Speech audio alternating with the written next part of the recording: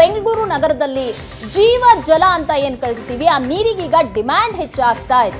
ನೀರಿಗೆ ಹಾಹಾಕಾರದ ಬೆನ್ನಲ್ಲೇ ಈಗ ಬೆಂಗಳೂರು ಜಲಮಂಡಳಿ ಎಚ್ಚೆತ್ತುಕೊಂಡಿದೆ. ಬೆಂಗಳೂರಲ್ಲಿ ಜನ ನೀರಿಗಾಗಿ ಪರದಾಡ್ತಾ ಇದ್ದಾರೆ. ಹೀಗಾಗಿ ಈಗ ಎಚ್ಚೆತ್ತುಕೊಂಡಿದೆ ಬೆಂಗಳೂರು ಜಲಮಂಡಳಿ. ನೀರಿನ ದಾಹವನ್ನ ತಣಿಸೋದಕ್ಕೆ ಬಿಡಬ್ಲ್ಯೂಎಸ್ಎಸ್ಪಿ ಅಧಿಕಾರಿಗಳು ಸಿದ್ಧತೆ ಮಾಡ್ತಾ ಇದ್ದಾರೆ. ಬೆಂಗಳೂರಲ್ಲಿ ಬೇಸಿಗೆಗೂ ಮುನ್ನವೇ ಫೆಬ್ರವರಿಯಲ್ಲಿ ನೀರಿಗಾಗಿ ಹಾಹಾಕಾರ ಶುರುವಾಗಿದೆ.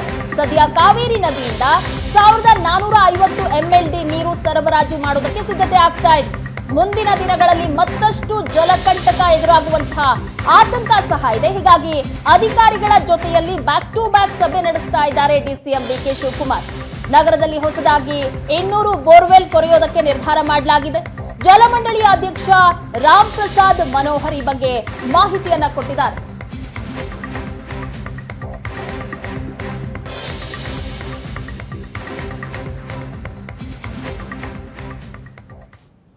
ಬೇಸಿಗೆ ಮುನ್ನವೇ ಬೆಂಗಳೂರಿನಲ್ಲಿ ಈಗಾಗಲೇ ಹಾಹಾಕಾರ ಶುರುವಾಗಿದೆ ನೀರಿಗೆ. ಹಾಗಿದ್ರೆ ಜಲಮಂಡಳಿ ಯಾವ ರೀತಿಯ ಕ್ರಮಗಳನ್ನು ತೆಗೆದುಕೊಳ್ತಾ ಇದೆ ಅನ್ನೋದ್ರ ಬಗ್ಗೆ ನಮ್ಮ ಜೊತೆಗೆ ಮಾತನಾಡೋದಕ್ಕೆ ಅಧ್ಯಕ್ಷರಾಗಿರುವಂತಹ ರಾಮ್ ಪ್ರಸಾದ್ ಮನೋಹರ್ ಅವರಿದ್ದಾರೆ. ಅವ್ರನ್ನ ಮಾತಾಡ್ಸೋಣ. ಸರ್, ಈಗ ಬೆಂಗಳೂರಿನಲ್ಲಿ ನೀರಿಗೆ ಹಾಹಾಕಾರ ಶುರುವಾಗಿದೆ. ನಿಮ್ಮ ಕಡೆಯಿಂದ ಜಲಮಂಡಳಿಯಿಂದ ಯಾವ ರೀತಿಯ ಕ್ರಮಗಳನ್ನು ತೆಗೆದುಕೊಳ್ತಾ ಇದ್ದೀರಿ? ಎಲ್ಲೆಲ್ಲಿ ಶಾರ್ಟೇಜ್ ಆಗಿದೆ ಅನ್ನುವಂಥದ್ದು ನಿಮ್ಗೆ ಗೊತ್ತಾಗಿದೆಯಾ?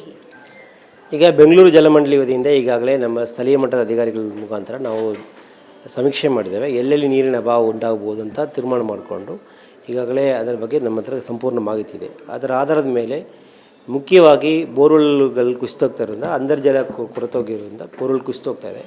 ಅಲ್ಲಿ ನಾವು ಹೆಚ್ಚುವರಿಯಾಗಿ ಬೋರ್ವೆಲ್ಗಳನ್ನು ಆಳಪಡಿಸುವುದಾಗಲಿ ಅಥವಾ ಹೊಸ ಬೋರ್ವೆಲ್ ಕೊರೆಯೋದಾಗಲಿ ಅಥವಾ ನೀರಿನ ಟ್ಯಾಂಕರ್ ಮುಖಾಂತರ ಸಪ್ಲೈ ಮಾಡೋದಾಗಲಿ ಅದರ ಮೇಲೆ ಕ್ರಮ ಜರುಗಿಸಲಿಕ್ಕೆ ಈಗಾಗಲೇ ಸಂಬಂಧಪಟ್ಟ ಸ್ಥಳೀಯ ಶಾಸಕರು ಮತ್ತು ಮಾನ್ಯ ಉಪಮುಖ್ಯಮಂತ್ರಿಗಳನ್ನು ಚರ್ಚೆ ಮಾಡಿ ಒಂದು ಕ್ರಿಯಾಯೋಜನೆ ಸಿದ್ಧಪಡಿಸಿದ್ದೇವೆ. ಅಂದರೆ ನೀವು ಎಷ್ಟು ಬೋರ್ವೆಲ್ಗಳನ್ನ ಕೊರೆಸಬೇಕು ಅಂತ ಹೇಳ್ಬಿಟ್ಟು ಯಾವಾಗದಿಂದ ಶುರು ಮಾಡ್ತೀರಿ ಅದನ್ನು, ಅಥವಾ ಹೇಗೆ ಮಾಡ್ತೀರಿ ಅದನ್ನು? ಈಗ ಬೋರ್ವೆಲ್ಗಳನ್ನು ನಾವು ಬೇಡಿಕೆ ಅನುಗುಣವಾಗಿ ಮಾಡಬೇಕಾಗುತ್ತೆ. ಇವತ್ತೇ ನಾವು ಅದನ್ನು ಹೇಳೋಕ್ಕಾಗಲ್ಲ ಇಷ್ಟು ಬೋರ್ವೆಲ್ ಕೊರೆಯುತ್ತೀವಿ ಅಂತ. ಒಟ್ಟಿನಲ್ಲಿ ನಮ್ಮ ನಿಗಮ ಮಂಡಳಿ ವತಿಯಿಂದ ಒಂದು 200 ಬೋರ್ವೆಲ್ಗಳಿಗೆ ಟೆಂಡರನ್ನು ಕರೆದಿದ್ದೇವೆ. ಬಟ್ ಎಲ್ಲಿ ಕೊರೆಯಬೇಕು, ಹೇಗೆ ಕೊರೆಯಬೇಕು, ಯಾವಾಗ ಕೊರೆಯಬೇಕಂತ ಬೇಡಿಕೆಗೆ ಅನುಗುಣವಾಗಿ ತೆಗೆದುಕೊಳ್ತೀವಿ.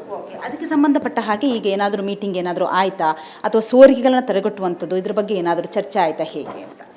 ಇಲ್ಲ, ಸೋರಿಕೆಯಲ್ಲಿ ತಡೆಗಟ್ಟೋದ ಬಗ್ಗೆ ಈಗಾಗಲೇ ನಾವು ಕ್ರಮ ಜರುಗಿಸ್ತಾ ಇದ್ದೀವಿ. ಎಲ್ಲೆಲ್ಲಿ ಕಮರ್ಷಿಯಲ್ ಮತ್ತು ಇಂಡಸ್ಟ್ರಿಯಲ್ ಯೂಸಸ್ನಲ್ಲಿ ಸೋರಿಕೆ ಆಗ್ತಿದೆ ಅದನ್ನು ತಡೆಗಟ್ಟೋದಕ್ಕೆ ಈಗಾಗಲೇ ನಮ್ಮ ಅಧಿಕಾರಿಗಳು ಅದರ ಮೇಲೆ ನೋಟಿಸ್ ಜಾರಿ ಮಾಡಿದ್ದಾರೆ. ಮುಂದುವರೆದು ನಮ್ಮ ಮಾನ್ಯ ಉಪಮುಖ್ಯಮಂತ್ರಿಗಳ ಅಧ್ಯಕ್ಷತೆಯಲ್ಲಿ ಈಗಾಗಲೇ ಒಂದು ಮೀಟಿಂಗ್ ಆಗಿದೆ. 2ನೇ ಮೀಟಿಂಗ್ ಕೂಡ ಅಸೆಂಬ್ಲಿ ಮುಗಿದ ಮೇಲೆ ಮಾಡೋದಕ್ಕೆ ಸಿದ್ಧತೆ ಮಾಡ್ಕೊಳ್ತಾ ಇದ್ದೀವಿ. ಅಲ್ಲಿ ಪ್ರತಿನಿಧಿಗೆ ಚರ್ಚೆ ಮಾಡಿ ಸಂಪೂರ್ಣವಾಗಿ ಅದರ ಮೇಲೆ ಕ್ರಮ ಜರುಗಿಸ್ತೀವಿ. ಡಿಸಿಎಂ ಜೊತೆ ಕೂಡ ನಿಮ್ಮದು ಮೀಟಿಂಗ್ ಆಗಿತ್ತು. ಅದರಲ್ಲಿ ಏನಾದರೂ ಚರ್ಚೆ ಆಯಿತು ಅಂದರೆ ಜನರಿಗೆ ಬೇಸಿಗೆಗೆ ಮುಂಚೆನೇ ಈ ರೀತಿ ಸಮಸ್ಯೆ ಆಗಿಬಿಟ್ರೆ ಇನ್ನು ಮುಂದಿನ ದಿನಗಳಲ್ಲಿ ಯಾವ ರೀತಿ ಸಮಸ್ಯೆ ಆಗುತ್ತೆ, ಅದಕ್ಕೆ ಯಾವ ರೀತಿ ಕ್ರಮ? ನಮಗೆಲ್ಲ ತಿಳಿದಂತೆ ಈಗಾಗಲೇ ಬೆಂಗಳೂರಿನ ಪಾಪ್ಯುಲೇಷನ್ಸ್ ಜಾಸ್ತಿ ಆಗಿದೆ. ಹೊಸದಾಗಿ 110 ಗಲ್ಲಿಗಳಲ್ಲಿ ಬೋರ್ವೆಲ್ ಮುಖಾಂತರ BBMP ಅವರ ವತಿಯಿಂದ ನೀರು ಕೊಡ್ತಾ ಇದ್ದಾರೆ. ಹಾಗಾಗಿ ಆ BBMP ವತಿಯಿಂದ ಏನು ಬೋರ್ವೆಲ್ ಕೊರೆದಿದ್ದಾವೆ ಅಥವಾ ಹಳೆಯ ಬೋರ್ವೆಲ್ಗಳಿತ್ತು ಅದೆಲ್ಲ ಸ್ವಲ್ಪ ಕುಸಿತೋಗಿದೆ.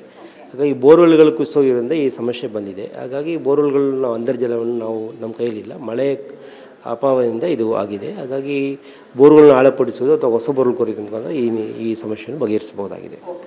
Thank you. ಸಾರಿ, ಇದು ಅಧ್ಯಕ್ಷರ ಮಾತು. ಅಂದರೆ ಈಗಾಗಲೇ ಎಲ್ಲೆಲ್ಲಿ ನೀರಿನ ಸಮಸ್ಯೆ ಇದೆ ಅಂತಹ ಏರಿಯಾಗಳನ್ನು ಈಗಾಗಲೇ ನಾವು ನೋಟ್ ಮಾಡ್ಕೊತಾ ಇದ್ದೀವಿ. ಮತ್ತು ದಿನನಿತ್ಯವೂ ಕೂಡ ಅದರ ಅಪ್ಡೇಟ್ ಕೂಡ ಸಿಗುತ್ತೆ.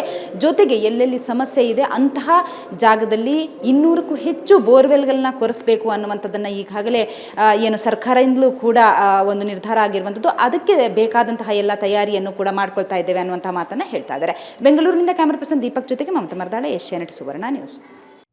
ನೀರಿಗೋಸ್ಕರ ಪರದಾಟ ಈಗಾಗಲೇ ಶುರುವಾಗಿದೆ. ಸರ್ಕಾರ ಆಗಲಿ ಅಥವಾ ಅಧಿಕಾರಿಗಳು ಏನೇ ಮಾಡಿದ್ರು ಬಹಳ ಕ್ವಿಕ್ ಆಗಿ ಮಾಡಬೇಕು. ಯಾಕಂದ್ರೆ ಈಗಾಗಲೇ ನೀರು ಬರ್ತಾ ಇಲ್ಲ, ಏನು ಮಾಡೋದು ಅಂತ ಜನ ಪ್ರಶ್ನೆ ಮಾಡ್ತಾ ಇದ್ದಾರೆ. ಈಗ ಯೋಚನೆ ಮಾಡಿ ಅದನ್ನ ಇಂಪ್ಲಿಮೆಂಟ್ ಮಾಡಿ ಅದನ್ನ ಜಾರಿಗೆ ತರೋ ಅಷ್ಟರಲ್ಲಿ ಮತ್ತೆ ನೆಕ್ಸ್ಟ್ ಮಳೆಗಾಲ ಆರಂಭ ಆಗ್ಬಿಡುತ್ತೆ.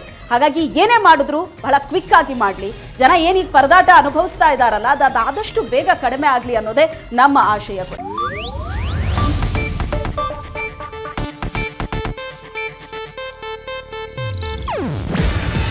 ಇದು ಏಷ್ಯಾನೆಟ್ ನ್ಯೂಸ್ ನೆಟ್ವರ್ಕ್ ಪ್ರಸ್ತುತಿ. ನೀವು ನೋಡ್ತಿದ್ದೀರಾ ಏಷ್ಯಾನೆಟ್ ಸುವರ್ಣ ನ್ಯೂಸ್.